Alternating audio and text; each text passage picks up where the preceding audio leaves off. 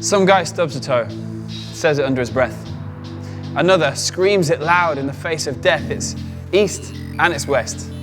This name we all drop when we curse or else bless, Jesus. It's in the background sound of every populated town. It's an exclamation at the observation of surprising incidents. When we see a certain symmetry and coincidence and wonder if there might be some higher significance. Jesus.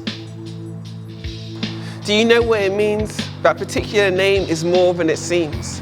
But if you shouted it at the man himself, he would have thought you were calling somebody else. His name in his native tongue was Yeshua, a name that means God is our rescuer, and Jesus, it seems, saw himself as our savior, the same by name as he was by nature. So his offer to save us involves a suggestion that we face some danger, which raises the question, what was the threat in his perception, and why do we need outside intervention? Well, it starts with the destiny that we were made for, but Jesus said we all fall way short, that we were made to be just like our Maker, dressed in the best of his divine nature.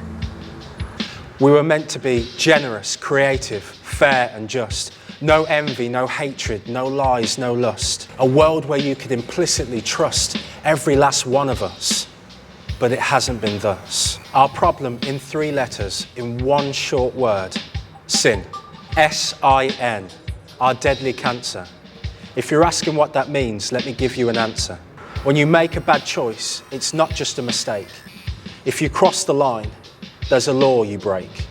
And there's more than one guilty moment at stake.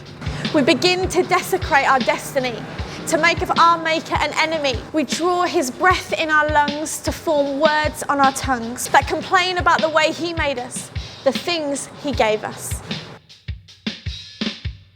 We try to shake off our dependent status and pull away from our own life source. It's like mankind demanded divorce and now we're fighting in the courts, trying to get his big house and his every resource.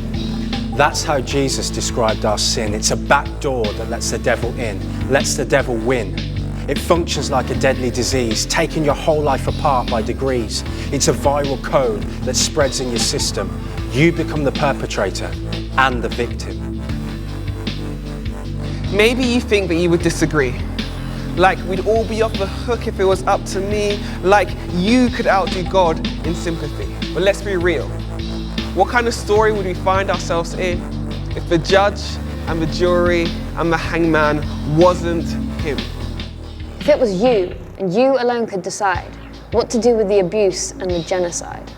The slave traders, the home raiders, the empire-building gold rush invaders, all mixed in with the ones who behave, the innocent victims you tried to save. Their innocence is what you'd have to define, as every eye watches where you draw the line. As you cut some pathway through every human decision, split every thought from every word with perfect precision.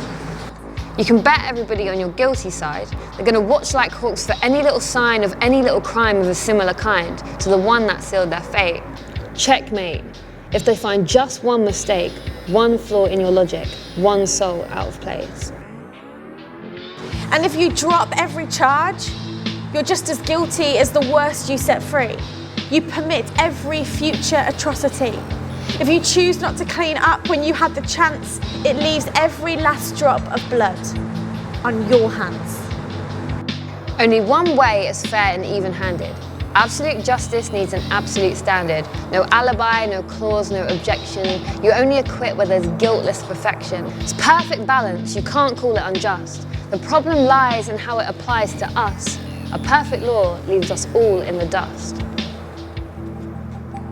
At this point, let's pause. Let's take a time out. I want to remind you what we're talking about. Remember that name Jesus, what it meant to him. It was a statement that mercy, not judgment, would win.